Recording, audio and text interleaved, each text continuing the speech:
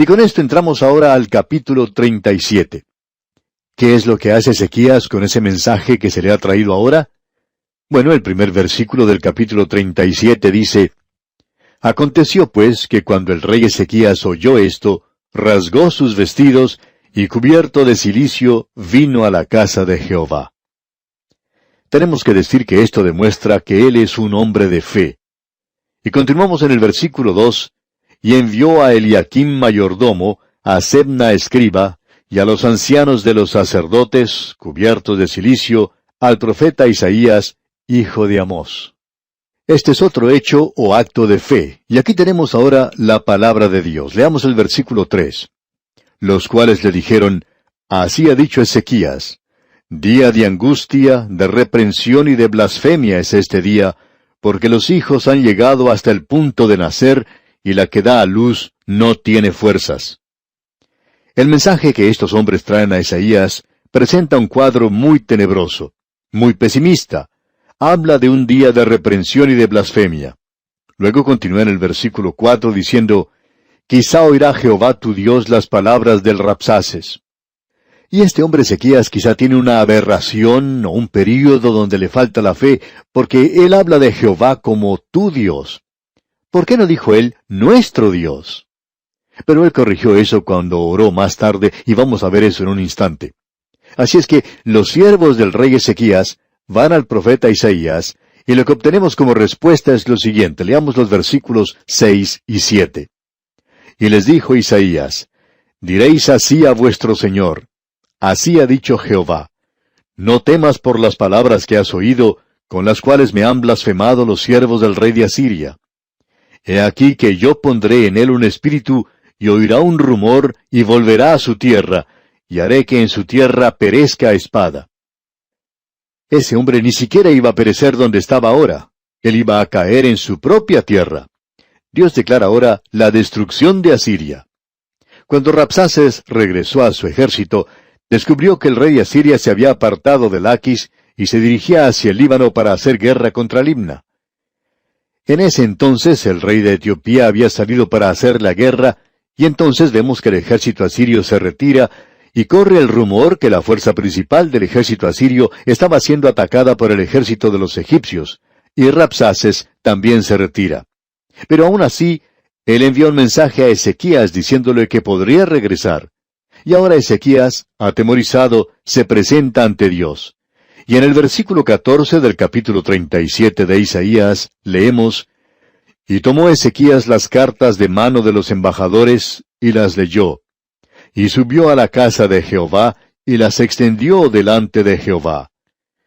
Luego Ezequías se pone en oración ante Jehová, y en el versículo 16 leemos: Jehová de los ejércitos, Dios de Israel, que moras entre los querubines, solo tú eres Dios de todos los reinos de la tierra, tú hiciste los cielos y la tierra.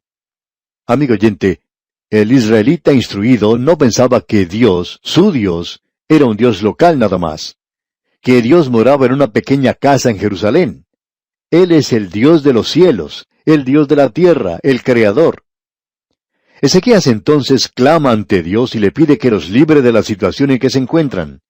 Y luego Dios envía a través de Isaías un mensaje, y vamos a ver lo que nos dice el versículo 35 de este capítulo 37 de Isaías en cuanto a esto. Porque yo ampararé a esta ciudad para salvarla por amor de mí mismo y por amor de David mi siervo. ¿Y qué fue lo que sucedió? Bueno, el versículo 36 nos dice: Y salió el ángel de Jehová, y mató a 185,000 en el campamento de los asirios. Y cuando se levantaron por la mañana, he aquí que todo era cuerpos de muertos. Ahora tenemos que entender bien que estos cuerpos de muertos no fueron los que se levantaron para mirar. Comprendamos bien eso. Luego en el versículo 37 dice: Entonces Sennacherib, rey de Asiria, se fue e hizo su morada en Nínive. ¿Y qué fue lo que le ocurrió a él? Tenemos que encontrar la respuesta a esto en la historia secular para obtener todos los detalles, pero aquí tenemos lo que Dios dice en el versículo 38. Y aconteció que mientras adoraba en el templo de Nisroch su Dios, sus hijos Adramelech y Sarecer le mataron a espada, y huyeron a la tierra de Ararat, y reinó en su lugar Esaradón, su hijo. Esta es la misma historia que usted puede leer en la historia secular en estos días. Esto es lo que ocurrió, y en ese momento empezó la desintegración del reino de Asiria, y luego fue conquistado por Babilonia, porque Dios ya le había dado a conocer a Isaías que él estaba preparando un reino, y sería el que llevaría en cautividad al reino del sur. Asiria no lo iba a hacer y no lo hizo. Hemos hablado de esta historia muy brevemente porque en realidad ya la habíamos mencionado 2 veces con anterioridad, pero pensamos que cuando Dios dice una cosa es algo importante, y cuando lo dice 2 veces tiene importancia doble, y cuando lo dice 3 veces, entonces es que Él quiere que nosotros recibamos bien el mensaje. Y llegamos ahora al capítulo 38, y aquí tenemos la enfermedad del rey Ezequías y su oración y restablecimiento. Es interesante notar cómo comienza este capítulo 38. En la primera parte dice, en aquellos días Ezequías enfermó de muerte. No dice, en aquel día. Ya hemos visto que en aquel día, esa expresión, es una expresión técnica que comienza con el período de la gran tribulación, continuando a través del reino milenario. Aquí se nos dice entonces, en aquellos días. ¿Cuáles días? Aquellos días de los cuales nos está escribiendo aquí Isaías. Y Ezequías estaba enfermo de muerte. Y creemos que era la misma época en la cual Sennacherib había descendido a atacarlo. Ezequías tenía problemas en la parte de afuera de los muros con los asirios, y en la parte de adentro tenía problemas con una enfermedad incurable. Hay personas que creen que quizá era un cáncer o una lepra o algo parecido. Aparentemente era una enfermedad incurable la que tenía, y ya había llegado su hora de partir. Y vamos a ver, Dios mediante, en nuestro próximo programa, cómo Dios intervino a favor suyo, y por qué la extensión de la vida de Ezequías fue en realidad una equivocación trágica para él, y eso es algo bastante fuera de lo común. Veremos pues esto en nuestro próximo programa. Le recordamos leer este capítulo 38 para estar así mejor preparado para nuestro próximo estudio, y que el Señor le bendiga en gran manera. Regresamos hoy, amigo oyente, al libro profético de Isaías. Nos encontramos en la sección que llamaríamos la línea divisoria de este libro, y nos encontramos en la sección histórica que comenzó allá con el capítulo 36 y continuará hasta el capítulo 39. En lo que hemos observado anteriormente en los capítulos 1 hasta el 35, se destaca el tema del gobierno. Cuando lleguemos al otro lado de esta división, nos encontraremos en la zona soleada de las montañas, digamos, y no en el lado oscuro. Allí tendremos la gracia de Dios. Ahora estamos considerando una sección muy importante, y como hemos dicho, la historia aquí es un poco diferente de la historia del hombre o de la historia secular en el día de hoy. Aquí tenemos en esta sección algo que es milagroso que ha sido registrado. Tenemos al ángel de la muerte que mató a 185,000 en el campamento de los asirios. Eso estaba en el capítulo 37. Llegamos ahora al capítulo 38. Y aquí tenemos la enfermedad del rey Ezequías. Aquí tenemos su oración y su restablecimiento. Vimos en nuestro programa anterior y señalamos la diferencia que existe entre aquel día, que se refiere al período de la gran tribulación, y el milenio, y que en este versículo se nos dice en aquellos días, y eso se refiere a la época de Ezequías.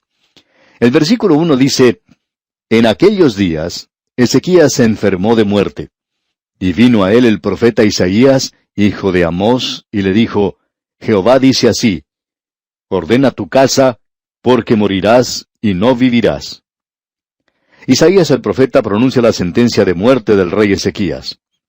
Creemos que esta sentencia de muerte descansa en cada uno de nosotros hoy, aun cuando no sabemos ni el día ni la hora. Sabemos que ha sido señalado para el hombre que muera una vez, y después de la muerte viene el juicio. Esta es una fecha divina, y estamos seguros que si cada uno de aquellos que nos escuchan en estos momentos supieran la fecha exacta y la hora exacta de cuándo van a morir, entonces eso cambiaría su forma de vida, cambiaría totalmente su forma de vivir, inmediatamente. El Dr. J. Vernon McGee, autor de estos estudios bíblicos, contaba que en cierta ocasión un joven predicador escribió indicando en su carta que él tenía cáncer y que esa enfermedad era incurable. Este joven había enviado una carta a todos sus amigos, y en ella había incluido al Dr. Magee. Y entre otras cosas, decía en su carta, una de las cosas que he descubierto en estos últimos días es que cuando un creyente se enfrenta de pronto con la amenaza de la muerte, comienza a evaluar de una manera diferente las cosas materiales. Mis aparejos de pesca, mis libros y mi jardín ya no tienen tanto valor como el que tenían hace una semana. Hasta aquí la carta de este joven predicador. Luego continuó el Dr. Magee diciendo que él, cuando tuvo su experiencia con la enfermedad del cáncer, y cuando su médico le informó francamente que él pensaba que solo tenía unos 3 meses para vivir, se dio cuenta que las declaraciones de aquel joven predicador eran en realidad ciertas. Dios, por cierto, tuvo otros planes y permitió que el Dr. Magee continuara viviendo, por lo cual decía que estaba muy agradecido y alababa y ensalzaba el nombre de Dios en cada oportunidad que le era posible. Pero dijo que ese fue un gran momento al cual tuvo que enfrentarse, y que es sorprendente cómo cambian de valor las cosas. Ciertas cosas que antes eran muy importantes, luego carecieron de valor. Por ejemplo, una de las cosas, dijo él, que le importaba demasiado, era su casa.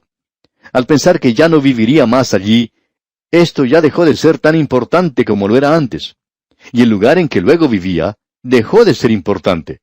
Y lo que sí llegó a adquirir suma importancia fue el lugar a donde él se estaba dirigiendo. Ahora, ¿qué fue lo que hizo este hombre Ezequías? Antes de contestar eso, quisiéramos señalar algo en la vida de Ezequías que tiene mucha importancia en revelarnos eso. Pero nos dice aquí en este versículo 1, que fue en aquellos días. Identifiquemos entonces exactamente el tiempo en que él tuvo esa llaga o tumor, y cuándo le fue entregada esta sentencia de muerte.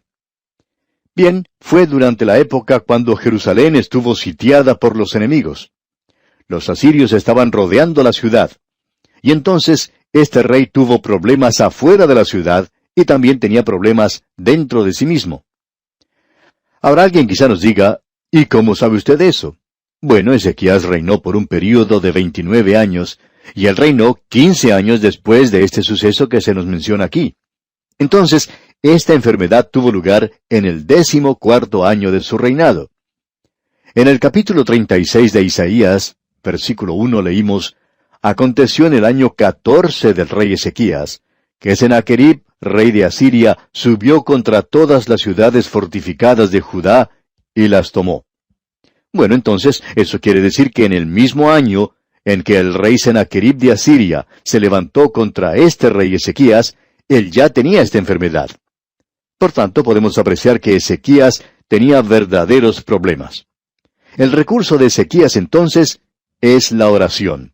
Y en el versículo 2 de este capítulo 38, que estamos estudiando, leemos, entonces volvió Ezequías su rostro a la pared, e hizo oración a Jehová.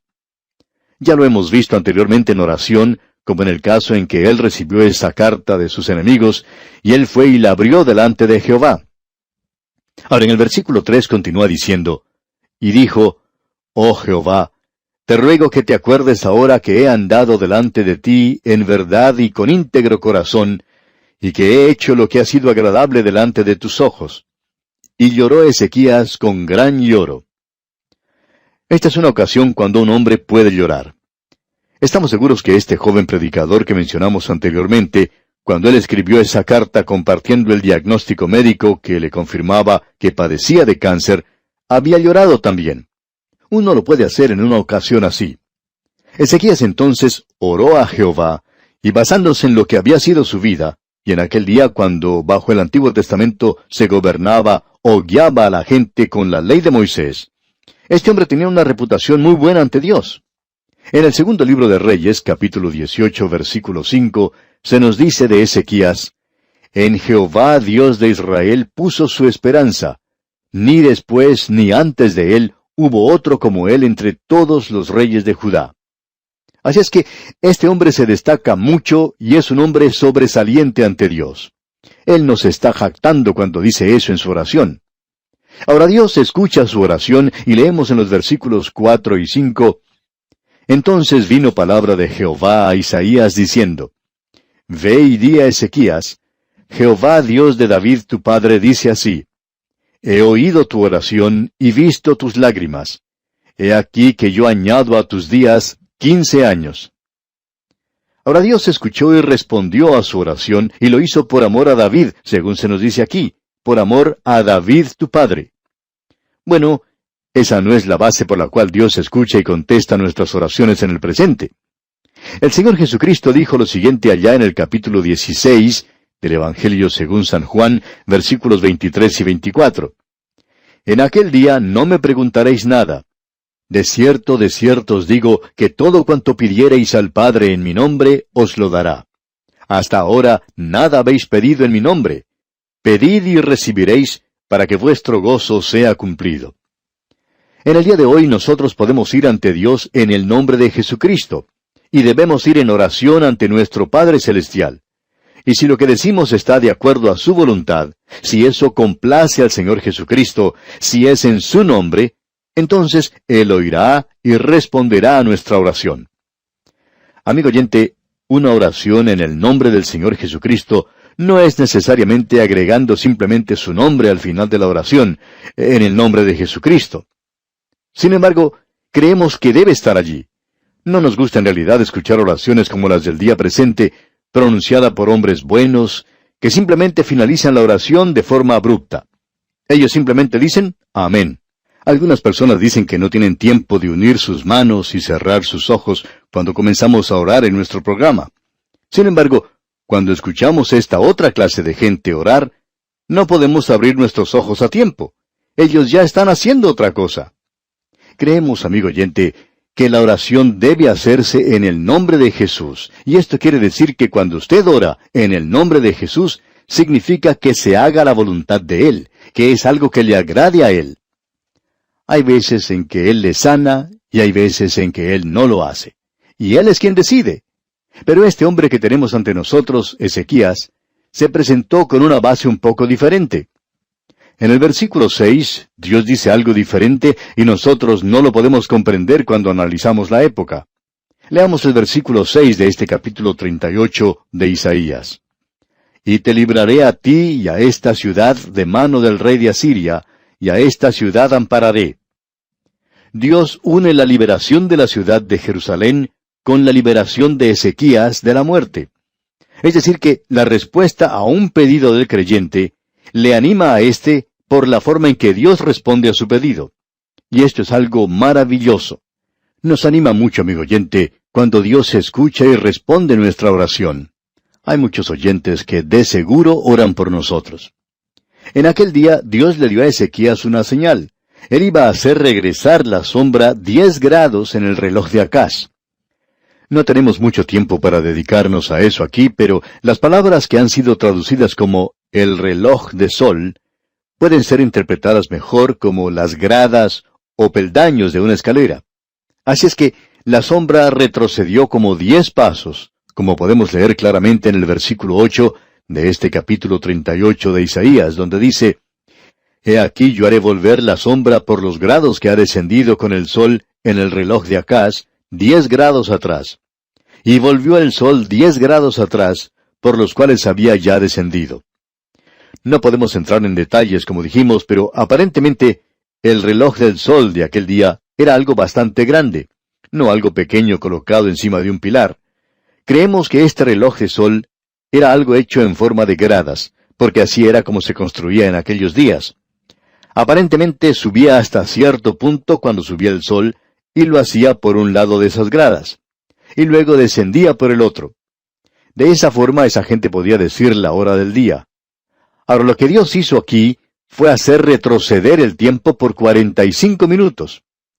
¿Recuerda cuando Dios hizo eso anteriormente?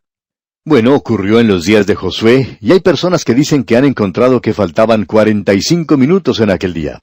Así es que Dios niveló las cosas aquí, y al mismo tiempo le dio una señal a este hombre. Aquí tenemos algo que Ezequías también hizo. Él escribió un salmo en esa oportunidad. Hay muchos que creen que él escribió el Salmo 116, y aquí tenemos un cántico de alabanza, y evidentemente alguien le puso música a eso. La pregunta que se presenta ahora es, ¿estuvo Ezequías en lo correcto al decirle a Dios que extendiera su vida? En el versículo 20 de este capítulo 38 leemos, Jehová me salvará, Por tanto, cantaremos nuestros cánticos en la casa de Jehová todos los días de nuestra vida. Según lo que se nos dice en el segundo libro de Crónicas, capítulo 32, Ezequías, luego de haber hecho esto, se enorgulleció demasiado, y se convirtió en una persona arrogante y orgullosa. Y en el mismo libro segundo de Crónicas, tenemos el punto de vista de Dios, y en el versículo 25 del capítulo 32 del segundo libro de Crónicas, leemos: Mas Ezequías no correspondió al bien que le había sido hecho, sino que se enalteció de corazón, y vino la ira contra él y contra Judá y Jerusalén. Aquí tenemos evidencia al hecho de que quizá él no debió haber pedido que se le extendiera su vida. Eso le llevó a que el orgullo entrara en su corazón y él se enalteció demasiado. El autor de estos estudios bíblicos, el Dr. J. Vernon McGee, contó lo siguiente: Cuando fui al Señor presentando ante Él un asunto similar, recordé esa historia y le dije: Señor, si tú me permites vivir, te prometo hacer solo tu voluntad y continuar presentando tu palabra. No me voy a jubilar de esta tarea de esparcir la palabra. Y hablando francamente, esa es la razón por la cual me apresuré a tomar demasiados compromisos en reuniones y conferencias. Yo no iba a dejar de cumplir lo prometido al Señor. Y creo que Él me ha dicho a mí claramente: no te canses demasiado después de haber extendido tu vida haciendo cosas que no te convienen. Hasta aquí lo que contó el Dr. McGee. Ahora, en el caso de Ezequías, podemos notar que existe un gran peligro. Él se está apartando de Dios, luego de haber tenido esa hermosa, maravillosa experiencia. Algunas personas se hubieran acercado más al Señor. Existe un peligro cuando uno se aparta del Señor, y eso es lo que le pasó a Ezequías. ¿Fue correcto de su parte el pedirle a Dios que extendiera su vida? ¿No tendría que haber muerto cuando le llegó la hora? Y luego tenemos otra razón para esto. Manasés, su hijo, ascendió al trono cuando tenía solamente 12 años de edad, y ya que se le había agregado 15 años a la vida de Ezequías, decimos que Manasés nació después de la enfermedad de Ezequías. ¿Qué podemos decir acerca de Manasés? Bueno, él llegó a ser el peor rey que tuvo cualquiera de los dos reinos. Consideramos a Manasés peor que Acab y Jezabel juntos, y creemos que durante su reino fue cuando se apartó la gloria Shekinah, porque no se había apartado durante el reino de su padre. Y no podemos pensar de ninguna otra razón por la cual se hubiera apartado después de eso. Manasés es alguien muy parecido al Anticristo, el hombre de pecado que vendrá. Él fue el hijo de Ezequías, quien nació después de la enfermedad de su padre, y en el próximo capítulo veremos otra razón por la cual este hombre Ezequías, después de haber sido restablecido, obró insensatamente. Ya veremos eso dentro de algunos instantes. Ahora, ¿cómo sanó Dios a Ezequías? ¿Hizo algo milagroso? ¿Dijo algunas palabras que no se entendían? ¿Le dijo a Isaías que orara sobre él? ¿Ezequías cayó de espaldas? ¿O le puso la mano encima de una manera dura? No, amigo oyente, Isaías no hizo nada de eso. Notemos lo que Isaías dice que se debería hacer. Leamos el versículo 21. Y había dicho a Isaías: tomen masa de higos, y pónganla en la llaga, y sanará. Hay otras cosas que Santiago dijo que se podían hacer. El apóstol Santiago dijo que los ancianos podían ir y ungir a la persona con aceite, y ese ungimiento no es religioso ni ceremonial. Ese aceite es para sanidad. Eso es medicinal, y luego él dijo: oremos. Así es que lo que el Señor dijo por medio de Isaías, y lo que Él dijo por medio de Santiago, es lo mismo. Él dice, lo que uno tiene que hacer cuando se enferma es orar y llamar al médico. Eso es lo que se debe hacer. Así es como se nos dice aquí.